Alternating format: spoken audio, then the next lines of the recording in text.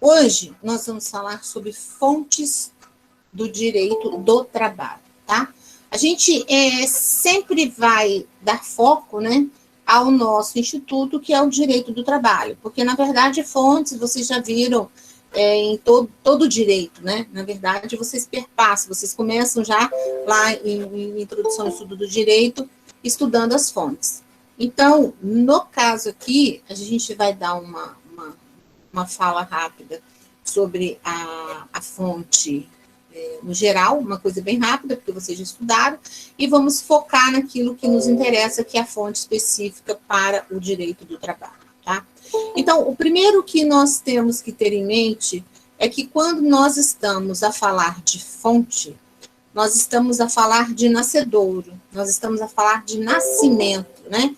Da onde provém o direito, como é que ele se origina, para que nós possamos, então, nos utilizarmos, né, desse instrumental. Então, isso é que representa quando nós estamos a falar sobre a fonte, né? É justamente a origem pela qual ela nasce, o nascedouro, da onde ela advém dentro dessa característica de se fazer surgir, então. E no caso, então, a nossa fonte aqui, né, são as fontes que estão atreladas, estão ligadas ao direito, tá? Tem um quadrinho que eu coloquei no material para chamar a atenção de vocês, que os autores, de uma forma geral, né, eles apresentam as fontes como fontes materiais, fontes formais, e dentro das fontes formais, eles, então, falam que nós temos as fontes formais de direito interno, as fontes formais de direito, né, externo, que seria o direito internacional, mas isso aí são a classificação da fonte no geral, e, na verdade, assim, eu acredito que vocês já estudaram um pouco disso, cada fonte tem a sua própria, cada autor tem a sua própria visão, né, em relação às fontes, tá?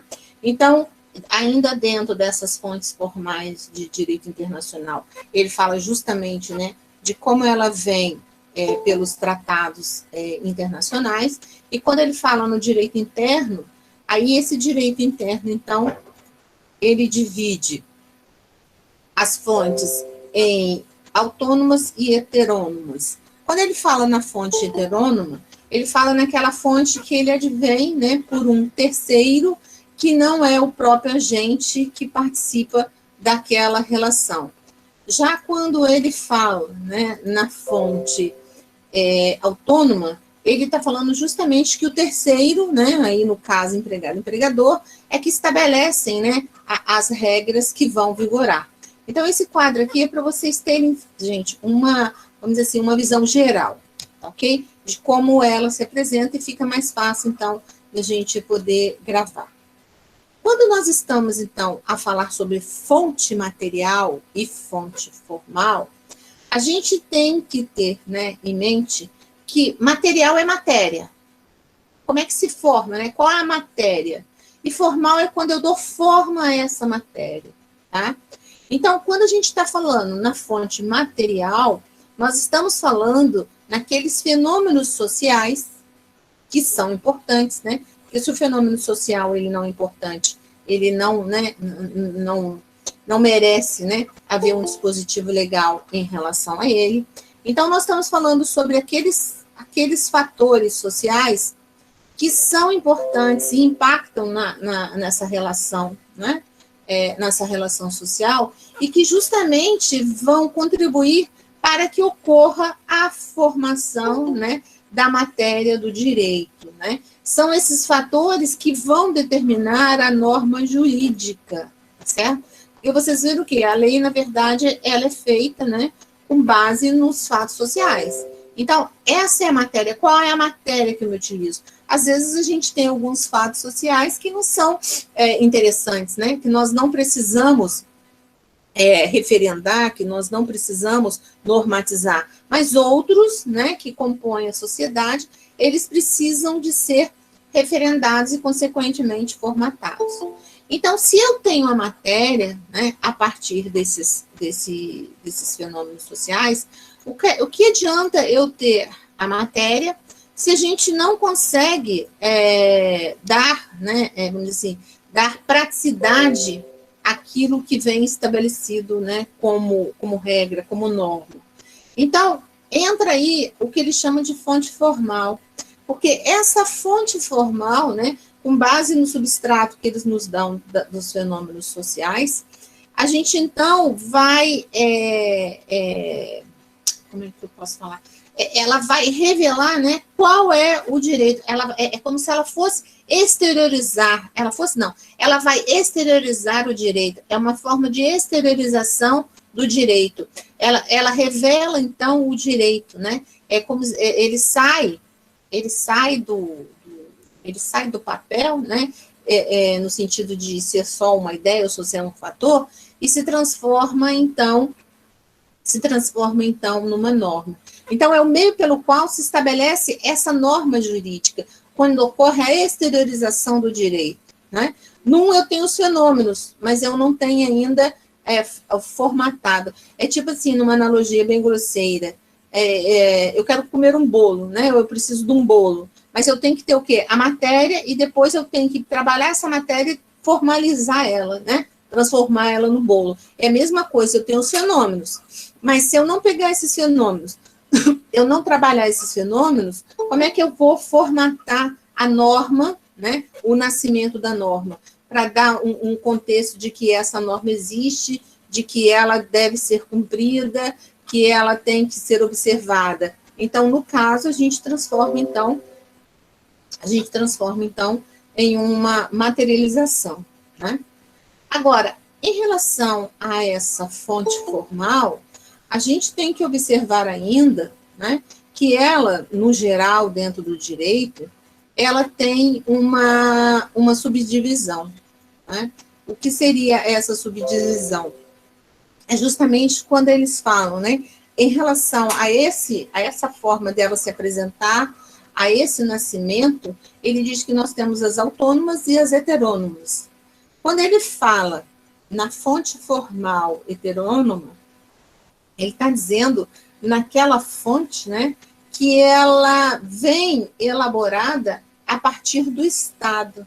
Elas são, né, elas são produzidas, elas nascem, elas se originam sem a participação do agente a quem ela é destinada, que aqui, no caso, como nós estamos falando, né, de uma relação de trabalho, nós estamos falando, então, que ela destina-se às relações de trabalho, né? Eu não estou falando aqui de uma natureza penal, nem civil, estou falando numa natureza trabalhista. Então, nas heterônomas, nós temos o Estado como elaborador, né, da criação, dessa exteriorização do direito, tá? Tanto que a gente colocou ali como exemplo para vocês a Constituição Federal, as convenções internacionais, os tratados, né? Claro que aqueles que são ratificados pelo Brasil e, consequentemente, compõem, né, o nosso ordenamento jurídico.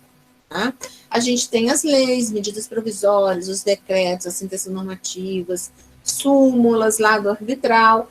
Nesses aí, elas são emanadas diretamente do Estado, sem a participação daqueles agentes, né, que fazem parte dessa relação.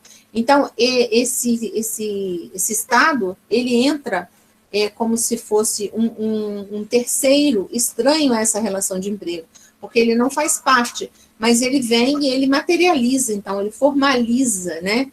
Ele faz a formalização daqueles fenômenos que vão, então, interagir nessa relação entre capital e trabalho, tá?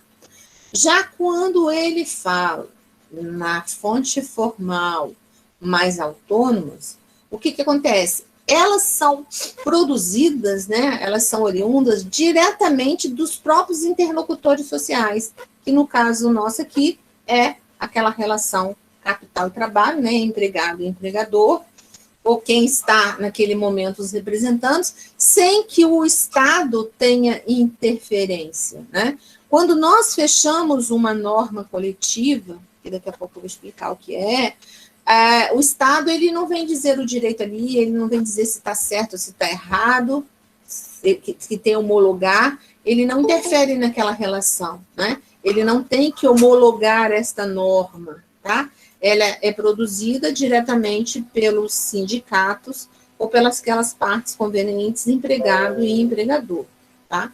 Então, nesse contexto, nós temos que essas normas, então, elas são consideradas, elaboradas pelos próprios agentes que fazem parte daquela relação, capital e trabalho, tá? Então, diretamente, eles editam, né, aquelas regras que vão vigir naquela relação contratual. Aí é o caso dos acordos coletivos, das convenções coletivas, do regulamento de empresa, quando ele participa dessa relação, né? E se coloca também o uso e costume, tá? Daqui a pouco a gente vai voltar a falar um pouco mais sobre essa questão. Então, dentro dessas fontes, cada autor que vocês pegarem, tá, gente? Ele vai dar, assim, uma divisão separada. Aqui, primeiro, eu vou estar trabalhando com vocês com uma divisão que é proposta pelo professor Pedro Paulo Teixeira Manos. Mas antes da gente ver como é que se apresenta essa divisão, eu preciso que a gente veja o contexto do artigo 8º da CLT. O que acontece? O artigo 8º da CLT, ele traz para a gente, ou ele fundamenta, ele chama a atenção da gente das fontes que nós temos que observar quando nós estamos falando numa relação de emprego, né? Naquelas situações que estão regidas pela CLT. Então, vocês não podem perder de vista, né, o estabelecido no artigo 8º, porque ele é importante no contexto dessa relação. Então, eu vou me permitir ler o artigo 8º para vocês verem como é que ele vem, inclusive com a nova roupagem, né, que é introduzida a partir da reforma trabalhista, que traz alguns pontos que hoje são muito discutíveis pelo judiciário e pela doutrina.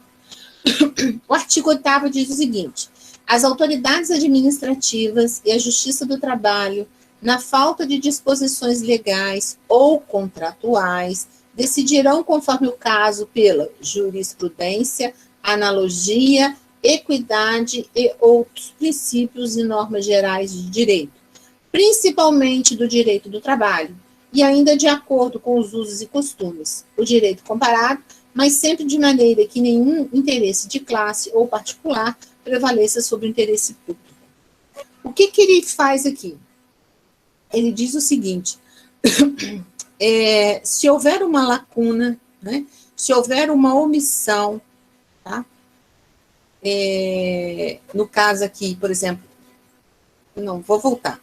No caput, ele fala que as autoridades administrativas e a Justiça do Trabalho, quando forem julgar e houver uma lacuna, né, na lei ou no próprio contrato, ele pode se utilizar, ele pode lançar mão de jurisprudência, ele pode lançar mão da analogia, ou um caso, né, análogo, ele pode julgar com base na justiça, que é quando ele fala na equidade, ele pode se utilizar dos princípios gerais de direito, tá? Ele pode se utilizar, é claro, dos princípios, né, do próprio direito do trabalho, ele pode se utilizar dos usos e costumes e ainda do direito comparado, sendo que sempre deve prevalecer, né, o interesse, né, o interesse público, né, como direcionamento que nós temos que ter quando nós estamos a falar, né, de condições que nós temos que observar quando da aplicabilidade do direito, tá? O parágrafo 1º, modificado já também na reforma trabalhista, ele vem e coloca o seguinte: o direito comum será fonte subsidiária do direito do trabalho. Ora, o que ele quer dizer com isso? Quando houver uma lacuna na lei, quando houver uma obscuridade, né, na CLT ou nas normas que regem as relações de trabalho, eu então posso me utilizar, né, do direito comum, mas ele entra como fonte subsidiária, tá? Ou seja, ele não é, né, não é utilizado concomitantemente, a não ser em caso de lacuna, em caso de uma falta do direito, tá? Nós utilizamos muito o direito comum como fonte subsidiária quando, nas relações, por exemplo, na parte de processo, na parte do processo do trabalho, porque a CLT ela tem muitas omissões que nós socorremos, então, do processo civil. Na parte, por exemplo, de capacidade do agente, né? Na parte de domicílio, nós vamos pedir subsídios ao direito civil, parte geral. Na parte, por exemplo, de crimes, né? Que nós temos alguns crimes tipificados no próprio Código Penal, então a gente vai buscar subsídios a crimes, eu estou falando relacionados, tá? A essa relação, né, trabalhista. Então, por isso é que ele fala que ele será fonte subsidiária, tá? Se eu preciso, né, subsidiariamente, eu posso me utilizar, mas quando não houver na legislação trabalhista uma regra específica para isso, porque se houver uma regra específica, eu não posso me utilizar. Oi.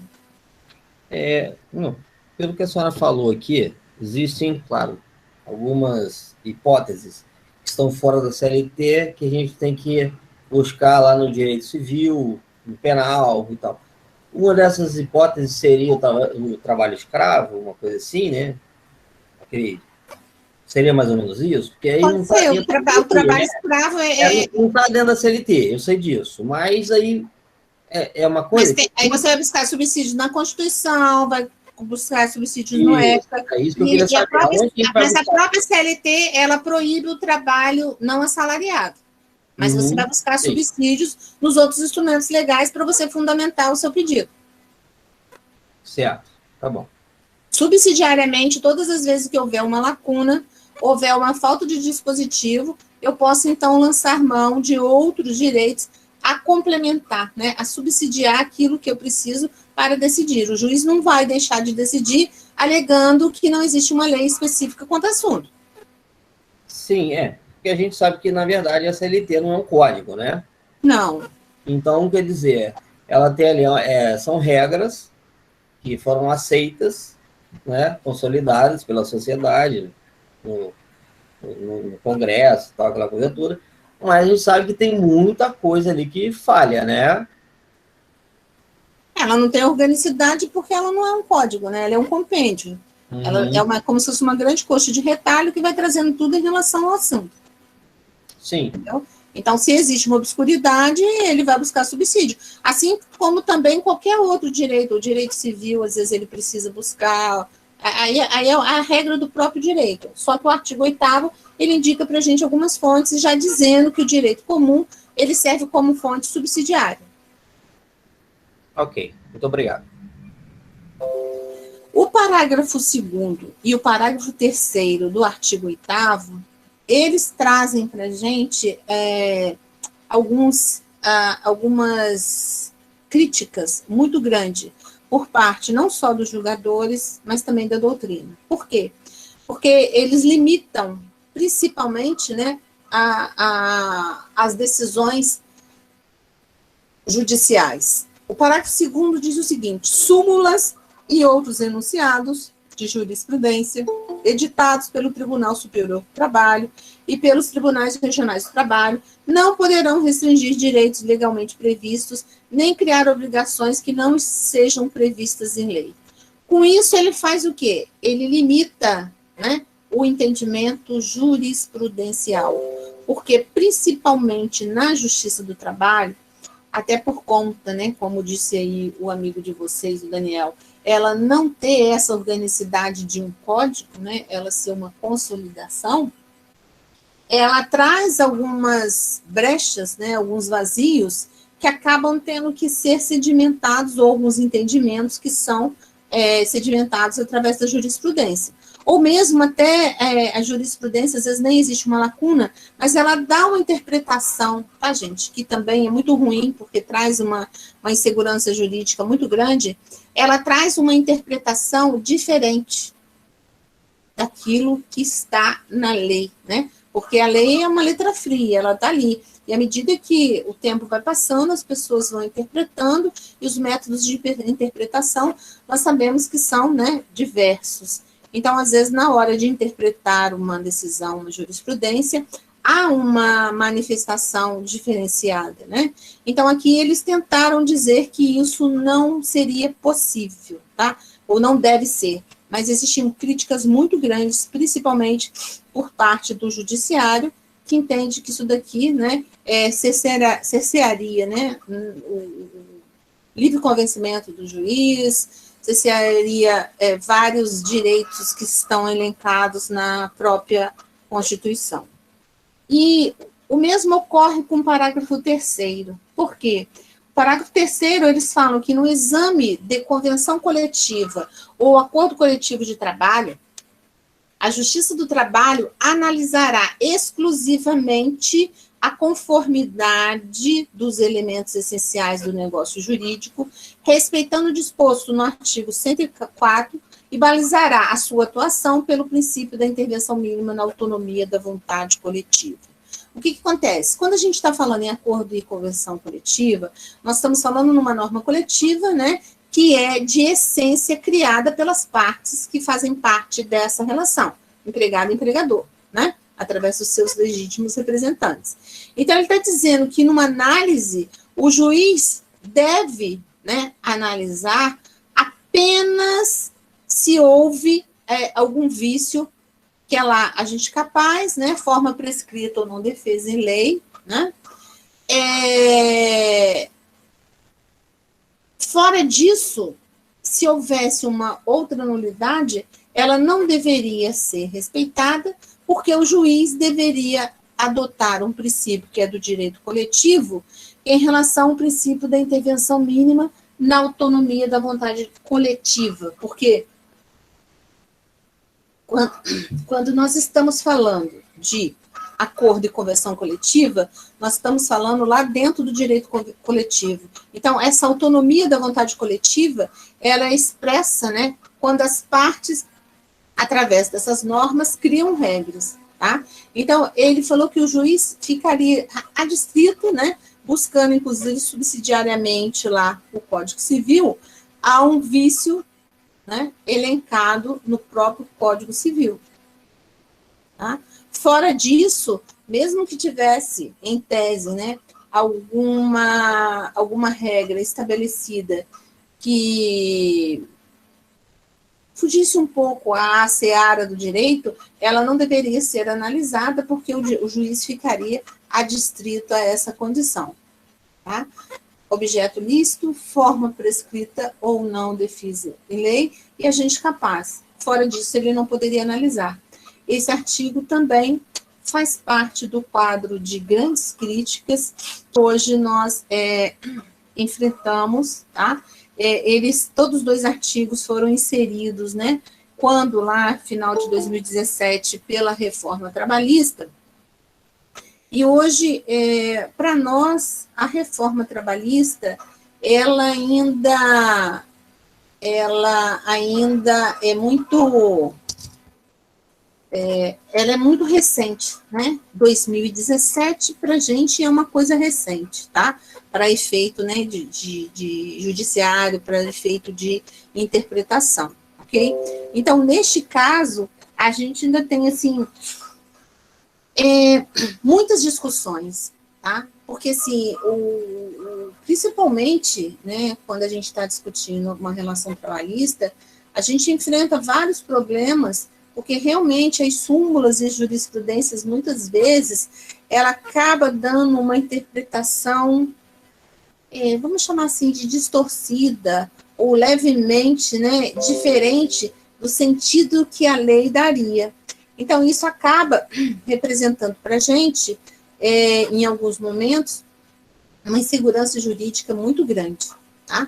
Dentro dentro dessas relações. Então, isso aqui ainda está sendo, assim, objeto de muitas discussões, e creio eu, né, a minha humilde opinião, que a gente não vai conseguir muito que esses 2 artigos sejam implementados, tá, ao pé da letra, ok?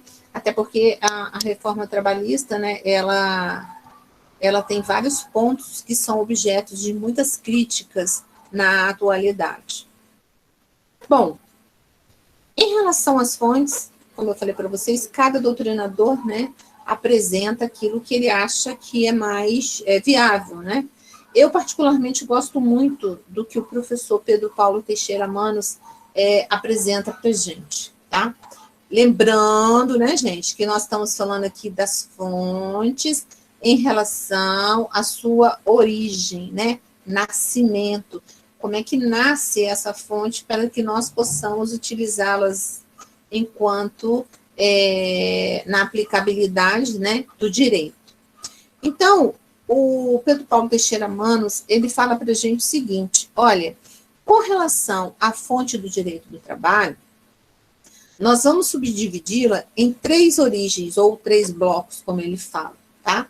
Então, ele fala que nós temos a fonte de origem estatal, a fonte de origem internacional e a fonte de origem contratual. Então, observe o seguinte, esqueçam, por enquanto, né, as fontes formais, a fonte autônoma, heteronômica. Eu quero agora que vocês prestem atenção nessa fonte aqui, porque ela, para vocês que estão, quer dizer, estão agora vendo o direito do trabalho, ele fica mais fácil de fixação, principalmente se vocês entenderem os exemplos que nós vamos citar, tá? Então, preste o seguinte, quando se fala, né, que o direito do trabalho tem origem estatal, nós estamos falando o quê? Nós estamos falando que essa vontade, né, ela emana, então, de um terceiro, né, que no caso aqui, esse terceiro é o Estado. O Estado dita a regra, o Estado impõe a regra que deve ser observada pelas partes naquela relação, né, capital-trabalho, naquela relação de vínculo empregatício. Então, uma fonte de origem estatal. É só lembrar o nome, né, gente? O nome já fala, estatal, Estado. Então, se origina do Estado, né? Elas advêm, na sua origem, de criação do Estado. Se nós estamos falando que ela se origina de uma fonte maior, né, de uma fonte estatal, a primeira fonte maior que nós temos, né, e que serve como arcabouço para todas as demais fontes, é a Constituição Federal. E hoje, então, que nós temos em vigor, né, é a Constituição Federal de 1988. Todo o nosso ordenamento jurídico, né, a nossa ordem jurídica, que é formada por tudo que nós temos, ela hoje tem que estar de acordo com a Constituição Federal que se encontra em vigor, senão ela, então, pode ser julgada inconstitucional, né? Então, por isso, nós temos a Constituição como a fonte maior, como o esqueleto, né, que vai suportar todas as demais regras que nós temos dentro do nosso ordenamento jurídico, ok? Temos também as leis ordinárias, né? Não só as leis ordinárias, delegadas, complementares, mas como os decretos que regulamentam essas leis. A CLT, principalmente, ela tem várias leis ordinárias e decretos regulamentando essas leis.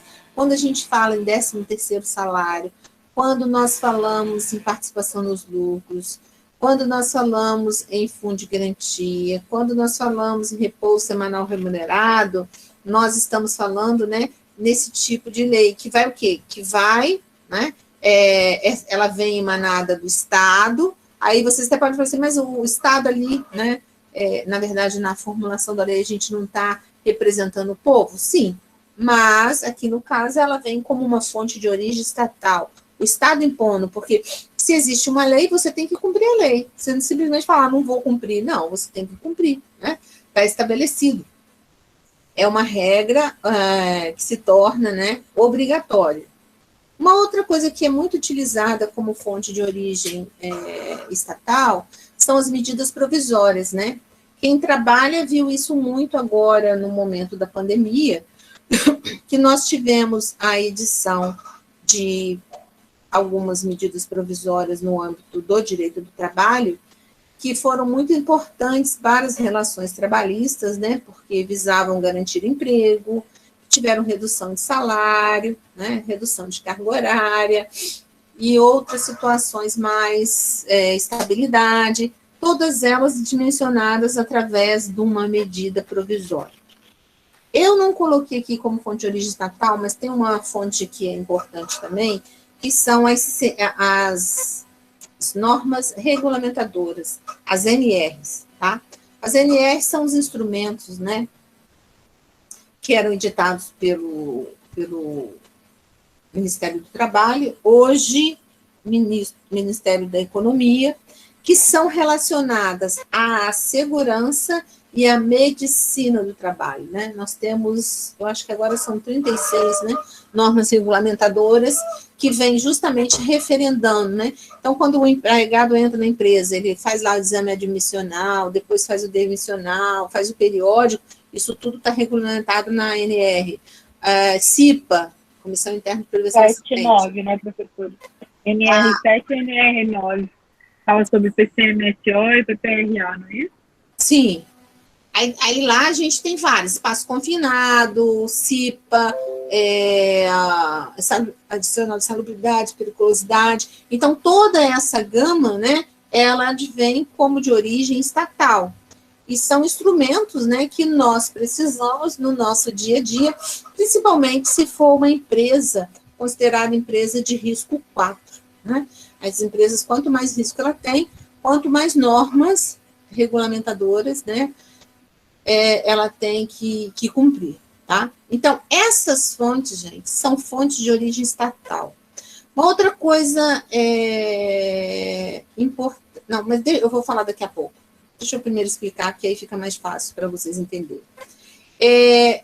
Essas fontes, então, emanam do Estado, né? O Estado entra como um terceiro intervindo nessa relação. Já as fontes de origem internacional, né, advindas lá do direito estrangeiro, fora, o que acontece? Elas são regras, geralmente no Brasil, oriundas, né, das convenções e das recomendações da Organização Internacional do Trabalho. Temos outras regras, outros tratados? Sim, temos às vezes tratados multilaterais do Mercosul, outras coisas. Mas a maioria das convenções internacionais, né, que nós temos a cumprir, elas são oriundas da OIT. A OIT ela é criada em 1919, né, pelo Tratado de Versalhes, e é um organismo que se preocupa, né, essencialmente em manter boas condições de trabalho, e tem na agenda do trabalho decente que visa que o empregado seja priorizado como um ser humano que merece todo respeito, inclusive e principalmente quando estamos a falar de uma relação, né, empregatícia. Então, o Brasil, né, a OIT, quando ela expede uma nova convenção ou uma nova recomendação, sendo que a convenção obrigatória e a recomendação não, ela é uma sugestão, ela leva isso, então, a conhecimento, né, de todos os países membros para que eles tentem adotá-las, né, no seu país. No caso, nós temos que observar que nós enquanto Brasil, né, só temos condições de adotar, né, uma convenção, se essa convenção não esbarrar, não se defrontar com o nosso ordenamento jurídico. Porque, assim, a OIT ela faz regras para, né, diversas regras. E o Brasil, por mais que a gente ache que não, mas o Brasil, em muitos aspectos, ele é um país que, no que se refere à legislação do trabalho, ele é um país que tem muitos direitos que outros países não têm. Então, ele tem, de certa forma, uma evolução. Então, por exemplo, tem países que não tem nada, né? você vai lá no Uruguai, Paraguai, então tem normas que são feitas para os países que não têm o mínimo de direitos garantidos aos seus empregados trabalhadores. Então, assim, tem normas que o Brasil ele não tem como recepcionar. E o que acontece? Se o Brasil ratifica a norma, né, a convenção, uma vez ratificada, né, ela entra em vigor, né, a vacatio legis dela é de 1 ano, ela entra em vigor no ordenamento jurídico e ela passa a ser obrigatória. Mas se ela conflita, como é que eu vou adotar essa norma? E outra, uma vez ratificada, se nós não fizermos cumprir, o Brasil ele sofre, inclusive, sanções comerciais, entendeu? Pelo não cumprimento. Então, nós só podemos utilizar, né, em tese, dessa fonte de origem internacional, se ela realmente se coadunar, né, com o nosso ordenamento jurídico e principalmente com a nossa Constituição. Fora disso, mesmo que o Brasil faça parte, né, da OIT, ele não tem como referendar essa norma, porque essa norma não teria como ser aplicada, né, dentro do nosso ordenamento, porque ela esbarraria com a legislação que nós já temos vigente.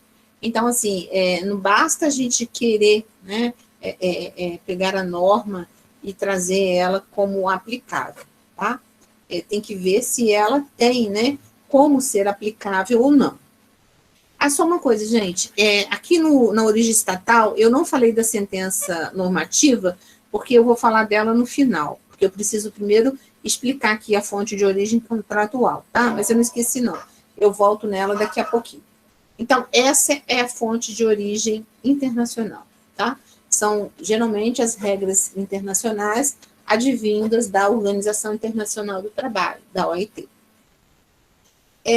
Outra coisa que nós temos que observar, então, como fontes, o último bloco que ele fala, são as fontes de origem contratual. Então, o próprio nome já diz. Contratual pressupõe o quê? Pacto. Pressupõe ajuste de vontades. Então, essas fontes, elas nascem pela vontade das partes contratantes, que no caso aqui, né, nessa relação, a gente tem capital e trabalho, né, empregado e empregador, ou seus legítimos representantes, conforme previsto no artigo 8º da Constituição Federal, que são os sindicatos, né. Então, essas fontes de origem contratual nada mais representam do que um ajuste de vontade das partes, daquelas partes que estão pactuando aquela relação. Eles são os sujeitos daquela relação, e não um terceiro, como ocorre lá no caso, né, do Estado, tá? Aqui, efetivamente, eles estão participando dessa relação. Então, a gente pode citar como fonte de origem contratual o contrato individual de trabalho. O contrato individual de trabalho, o que acontece? Quem é que cria esse contrato? É justamente o quê? As partes contratantes, empregado e empregador. E o que eles vão colocar nesse contrato? A regra do jogo, o que vai vigorar nessa relação? Meu salário vai ser de tanto, eu vou trabalhar de tantas horas, eu vou ter esse benefício, a minha hora vai ser paga a 100%, né? Eu vou trabalhar nessa função, neste local. Nós vamos tipificar, né, quais são as regras que vão vigorar. Então, as partes é que ditam essas regras, tá? Elas que pactuam, né? A gente até vai ver quando a gente estudar contrato de trabalho, a gente hoje tem uma teoria bem pequenininha que defende até que o contrato de trabalho hoje é um contrato de adesão, porque na maioria das vezes, né, tem lá a vaga, você vai, se candidata à vaga, mas você acaba tendo que aceitar tudo aquilo que é imposto, tá? Mas, de qualquer forma, é assim, ninguém é obrigado a trabalhar para ninguém, né? Eu só vou trabalhar para a pessoa se eu achar que me interessa, se eu gostei do serviço, ela só vai me contratar se ela achar que eu vou desenvolver atividade, né, com perfeição ou não. Então, não existe, assim, uma obrigatoriedade, né, dessa contratação, tá? Outro exemplo.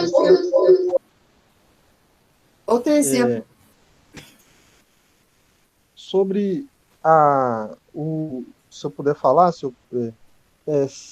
o CNPJ, a pessoa que, por exemplo, vai na oficina e o mecânico, ele vai trabalhar, ele fez o CNPJ, ele vai prestar serviço, né? A gente vê também, recentemente na Globo, a extinção de alguns contratos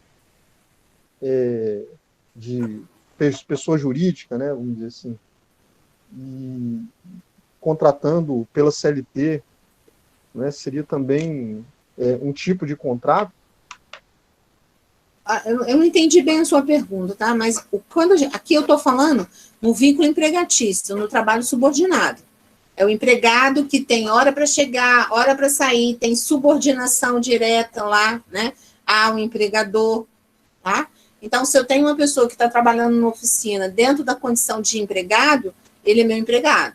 Se eu tenho uma pessoa que trabalha numa empresa, como, né, um MEI, um CNPJ que foi criado só para tentar mascarar, né, que não fosse um vínculo empregatício, se amanhã ele comprovar a subordinação, o que vale é o princípio da primazia da realidade. O princípio da primazia da realidade é o que nós temos de mais importante quando a gente está a falar, né, de direito do trabalho. Ele simplesmente leva em consideração os fatos em detrimento do documento. Então, se eu tinha um contrato de pessoa jurídica, né, de PJ com outro, mas, na verdade, eu era empregada, eu tinha horário de trabalho, eu tinha subordinação, eu tinha característica, preencher todos os requisitos que estão previstos lá no artigo 3º, conjugado com o artigo 2º da CLT, o juiz vai desconsiderar esse contrato de pessoa jurídica e vai estabelecer o vínculo empregatício. Agora, no caso, para proteger o trabalhador, né? No caso desse contrato também ser maléfico para o trabalhador, né? Já que a tentativa era de mascarar, né? Se a tentativa foi essa. Agora, se foi um contrato legítimo, que realmente eu fui só fazer uma prestação de serviço, aí é uma relação de trabalho, não é uma relação de emprego. É regido decidido pela Justiça do Trabalho, mas não é regido pela CLT, e sim regido pelas regras do direito civil. E contratado entre as partes, né? Sim. É outro tipo de contrato. Obrigado. Que não tem nada a ver com a relação trabalhista. Aproveitando a deixa aqui, sobre a Ford, ela tinha dispensado os funcionários, ou estava em vias de, e o Estado interveio, né, fez intervenção, dizendo que primeiro ela tinha que acertar com a entidade de classe, né, com o sindicato, fazer os acordos, homologar lá com o sindicato, né, fazendo a convenção da classe. Mas é porque tinha, até onde eu vi, tinha uma convenção que já estabelecia uma regra própria de demissão. Aí, se tem uma convenção, as partes já tinham estipulado uma regra antes que tem que ser cumprida. A convenção, se ela está em vigor, ela não caducou, ela tem que ser cumprida. E a Ford não cumpriu, né? E queria pelo que encerrar. Eles dizem, sim. Entendeu? Aí, neste caso, o juiz determinou que fosse cumprida a regra que estava estabelecida na norma coletiva. Obrigado, professor. Então, vamos lá. Contrato individual, vamos falar sobre o regulamento de empresa. Por que a gente colocou o regulamento de empresa ali como uma fonte de origem contratual? A maioria dos regulamentos, né, de empresa, geralmente eles estabelecem direitos e obrigações para as duas partes, e na sua criação existe a participação dos agentes, empregado e empregador, tá? Então, ele é uma fonte de origem contratual, né? Ele é criado para, né, estabelecer uma regra que vai vigorar apenas para aquelas partes que estão envolvidas naquela relação, tá? Sendo que o regulamento de empresa, vocês podem encontrar algum autor que vai dizer que, na verdade, ele tem uma fonte de origem contratual, né? Mas quando ele é imposto pela empresa, ele teria uma condicional diferente, tá? Seria criado por um terceiro. Mas, na verdade, a maioria pressupõe direitos e obrigações para as duas partes. Uso e costume. O uso e costume no direito, ele gera regra. No direito do trabalho, então, gente, ele gera regra sempre, né? Esse princípio que eu acabei de falar agora há pouco para vocês, o princípio da primazia da realidade, ele leva em consideração justamente a realidade dos fatos, né? Aquilo que está acontecendo, em detrimento daquilo que foi assinado, contratado.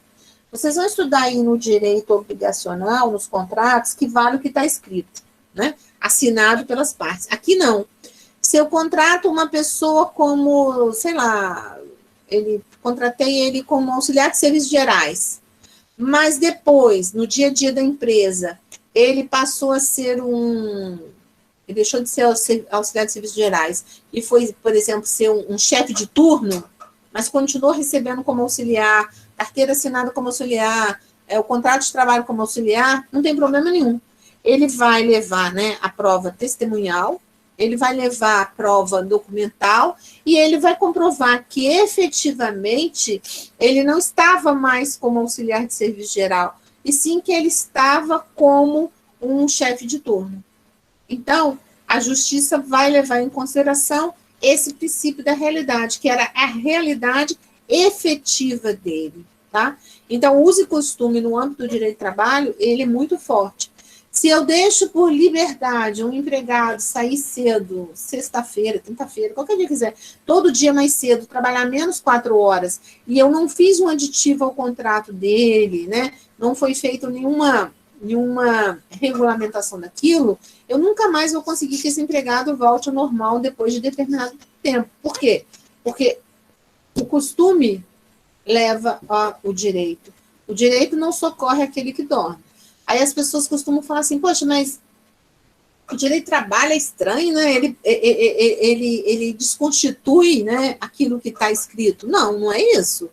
É que tem regra. Se eu, por exemplo, vou liberar o meu empregado, né, durante determinado tempo, não supor que ele tem que fazer estágio, igual o caso de vocês, mais cedo, um dia na semana, eu vou fazer um aditivo, né, considerando que o empregado tem necessidade, considerando isso assim assado, no período de tanto, excepcionalmente, caráter excepcional, o empregado não vai ter prejuízo, mas vai trabalhar uma carga horária menor. Nós temos instrumentos, tá, gente, para formalizar isso, né? Mas a gente simplesmente não faz a formalização. E depois vem dizer, né, que a Justiça do Trabalho é uma justiça incompetente. Ela não é. Na verdade, ela está trabalhando o quê? Com a realidade daquilo que lhe foi apresentado. Você tinha o instrumento legal para normatizar aquela relação e não o fez, tá? Professora. Oi. A lei, a empresa, ela pode colocar um funcionário, por exemplo, numa lista negra? Em tese, lista negra é proibido. Isso é forma de você impedir o empregado de conseguir emprego em outro local. Assim. Entendeu? Isso aí o Ministério Público já bate. Algumas empresas que isso aí ficou configurado, elas já respondem até a ação civil pública com multas caríssimas por conta disso. Mas a gente observa, por exemplo, empresa que... Eu já entrei em empresas assim, que cobravam, em duas, inclusive, que cobravam que o CPF, que não tivesse nenhuma restrição bancária ou dívida, né? E só contratavam pessoas assim. Empresas grandes, inclusive, que tem no país inteiro, né? É uma prática recorrente, acredito que seja até hoje, inclusive. E é verdade, né? Oi. Na verdade, professora, deixa eu te fazer uma pergunta. Deixa eu só fazer uma... Sim. Deixa eu só terminar a gente já está quase terminando, só para não perder, aí depois vocês fazem todas as perguntas, pode ser? Sim, claro. Então tá, anota aí daqui a pouquinho, só para não perder, até porque a gente estava gravando, aí perde a gravação do sentido da aula, tá? Eu já volto aí para responder as perguntas. Deixa eu só terminar ali, a gente já está terminando, só um minutinho.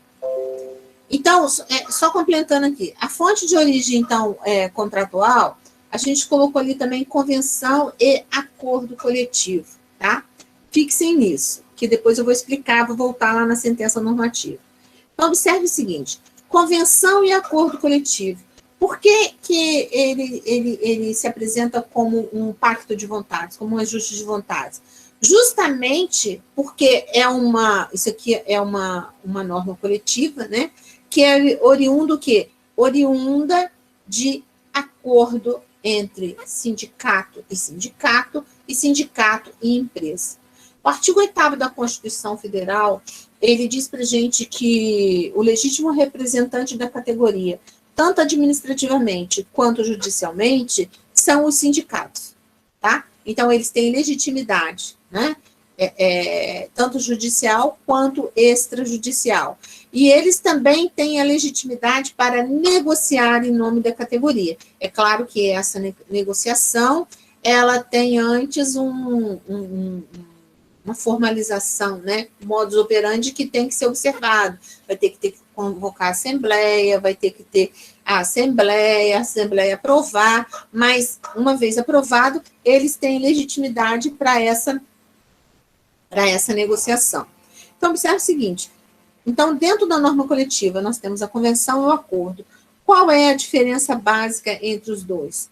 Na convenção, o âmbito de aplicação dela é maior e os sujeitos também são diferentes. Quando eu falo em convenção coletiva, eu estou falando numa norma que é criada de sindicato patronal para sindicato dos empregados.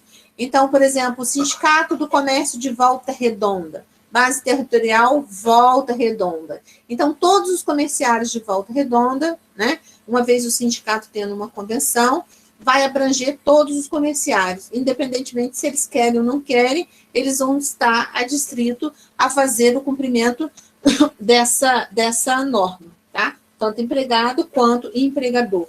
Então, pega todos os comerciários. Mas vamos supor, por exemplo, o supermercado Floresta. O Floresta, em vez dele ter a convenção, ele fez um acordo coletivo. Então, eu tenho o Sindicato do Comércio, né, representante dos empregados, e o Floresta fazendo um acordo coletivo.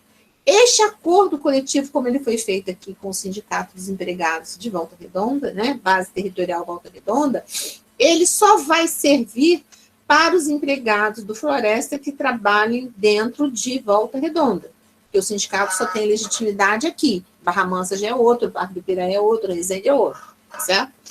Agora, o acordo coletivo também, ele pode ser feito do sindicato, né, dos empregados, para determinadas empresas. Exemplo, o Sindicato do Comércio faz uma norma coletiva, né, um acordo coletivo com o Cider Shopping. Então, as empresas que estão no Cider Shopping, né, elas vão, então, ter que respeitar este acordo coletivo. Mas, vocês vejam que os sujeitos aqui, né, nós teremos vários empregadores, né, que estão lá dentro do shopping, e, por outro lado, a amplitude da norma é bem menor. A convenção, o nome já fala, né? Ela pega um número bem maior de empregados, tá?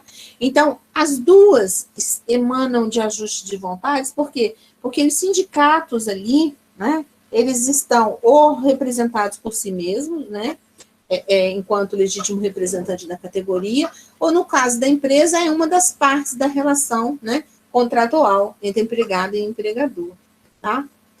Agora, se nós não venceu a database, né? Vamos supor que a database vence em 1º de maio, venceu a database em 1º de maio, e as partes não conseguiram chegar a um denominador comum. Isso acontece, isso é comum. O que pode ser feito, né? Pode ser distribuído um dissídio coletivo. O dissídio coletivo nada mais é do que uma contenda, né? Uma contenda coletiva que é distribuída já no tribunal, né? Em 2º grau de jurisdição. Neste caso, o dissídio coletivo ele pode ser distribuído por qualquer das partes, desde que a outra aquecer, que é uma grande burrice, mas está na lei, tá certo? E no caso, então, dessa demanda, ela é uma demanda diferente, por quê? Aquele que entrar com a ação, ele, por exemplo, vamos supor que fosse o sindicato, né? O sindicato dos empregados que entrou com a ação, o dissídio coletivo. Ele, então, vai tipificar na inicial o que ele pretende. Eu quero que um aumento de 10%, eu quero uma cesta básica mensal de tanto, eu quero que a hora extra seja paga dessa forma. Ele vai colocar o que ele quer para a categoria, certo? Justificando o porquê. E aí, o sindicato patronal, quando impugnar, ele vai impugnar cláusula a cláusula, dizendo por que ele não concorda e fazendo a sua impugnação. Então, as partes não tendo, né, não chegando num acordo ou numa convenção, eles partem para esse processo. E o juiz, quando ele dá a sentença lá no dissídio coletivo, essa sentença, ela tem o nome de sentença normativa. Por que sentença normativa? Ela vai normatizar, né, a relação de trabalho durante aquele período que substituímos essa vontade das partes na negociação. A Justiça do Trabalho é a única que tem esse poder normativo de criar uma norma. E essa sentença normativa aí é justamente no sentido que o juiz está criando uma norma, tá, que vai ser observada pelas partes, já que eles não conseguiram, por eles próprios, chegar a um denominador comum. Ok? Então, a sentença que o juiz dá no dissídio coletivo chama-se sentença normativa. Outra coisa... Só um minutinho, gente. Deixa eu só terminar, daqui a pouco vocês perguntam. Para finalizar aqui, importante, no direito do trabalho, nós temos o princípio da proteção, que se divide no indúbio pro operário, condição mais benéfica e norma mais favorável. Então, geralmente, vocês têm estudado até agora, né, que a gente tem que observar o princípio da hierarquia das normas quando nós estamos a falar do direito. Mas no caso do direito do trabalho, não funciona desta forma, tá? Porque, vamos supor, a Constituição Federal fala que a hora extra deve ser paga com 50%, né? Só que, por exemplo, quando eu fiz o meu contrato de trabalho, tá? A Constituição está aqui, né? Origem estatal. Eu saio daqui e eu vou lá no meu contrato de trabalho e eu estabeleço no meu contrato de trabalho que a minha hora extra vai ser paga sempre a 70%, 80%. Se nós fôssemos aplicar o princípio da hierarquia das normas, né, a Constituição é maior, então eu aplicaria 50%. Mas ao aplicar 50%, eu estou prejudicando o empregado. Então, neste caso, o que eu faço? Eu vou aplicar, então, mesmo que o contrato de trabalho, né, seja bem inferior na hierarquia, eu vou aplicar aquilo que está estabelecido no contrato, ou seja, eu vou aplicar lá os 80% que está estabelecido, ok? Por conta do princípio, né, da proteção na vertente da norma mais favorável. Isso também é importante a gente ter em regra, né, para a gente poder saber como é que a gente vai funcionar e de que forma a gente aplica ou não, né, as regras quando a gente está aplicando ela na realidade, tá? Nessa questão aí, pelo que eu tenho visto, as empresas têm feito essa parte de 70% aos sábados e 50% nos dias semanais. Tá, mas aqui, Rolliston, eu dei só um exemplo, entendeu? A empresa não tem obrigatoriedade, a Constituição diz que é 50%, a empresa dá 50% a mais se ela quiser, a não ser que seja hora extra com 100%, os casos que cabem os 100%. Fora disso, não tem obrigatoriedade dela fixar a norma nisso. Entendeu?